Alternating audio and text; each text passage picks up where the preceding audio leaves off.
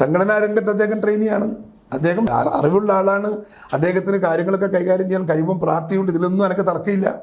പക്ഷേ സംഘടനാ രംഗത്ത് അദ്ദേഹം വലിയ സ്ഥാനങ്ങളിലൊന്നും എവിടെയും ഇരുന്നിട്ടില്ലല്ലോ. അദ്ദേഹം ഒരു ബൂത്തിൽ പോലും അദ്ദേഹം പ്രസിഡൻ്റായിരിക്കേണ്ടി വന്നിട്ടില്ല, ഇരിക്കാൻ സാഹചര്യം ഉണ്ടാക്കിയിട്ടില്ല. ഇപ്പം ഞങ്ങളൊക്കെ KPC പ്രസിഡൻ്റ് ആവുന്നതിന് മുമ്പ് മണ്ഡലം തലത്തുനിന്ന് വളർന്നാണ് ഞാനൊക്കെ KPC പ്രസിഡൻ്റ് ആവുന്നത്. ഒട്ടുമിക്ക നേതാക്കന്മാരുടെയും രാഷ്ട്രീയ ചരിത്രം അങ്ങനെയാണ്. പരിചയസമ്പന്നത എന്ന് പറയുന്നത് പാർട്ടിക്ക് ഏറ്റവും അനിവാര്യമാണ്, പ്രത്യേകിച്ചും കോൺഗ്രസിനെ പോലത്തെ ഒരു പാർട്ടി, അതും പ്രത്യേകിച്ചിട്ടും ഇത്രയും വലിയ പ്രതികൂല രാഷ്ട്രീയ സാഹചര്യത്തിൽ നീന്തി തുടിക്കുന്ന ഒരു പാർട്ടി. ആ പാർട്ടി മുമ്പോട്ട് കൊണ്ടുപോകണമെങ്കിൽ പ്രവർത്തന പരിചയം നിശ്ചയമായും അനിവാര്യമാണ്. ശശി തരൂരിന് അങ്ങനെ ഒരു ബാക്ക്ഗ്രൗണ്ട് ഇല്ല. അദ്ദേഹം മറ്റൊരു തുറയിൽ മറ്റൊരു ഫീൽഡിൽ നിന്ന് പാർട്ടിയിലെ കോൺഗ്രസ് രാഷ്ട്രീയത്തിലേക്ക് കടന്നു വന്നയാളാണ്. അപ്പോൾ അദ്ദേഹം അത് പഠിക്കേണ്ട കാര്യമില്ല. അദ്ദേഹത്തിൻ്റെ ജീവിതത്തിൽ അത് ആവശ്യമായിരുന്നില്ല അന്ന്.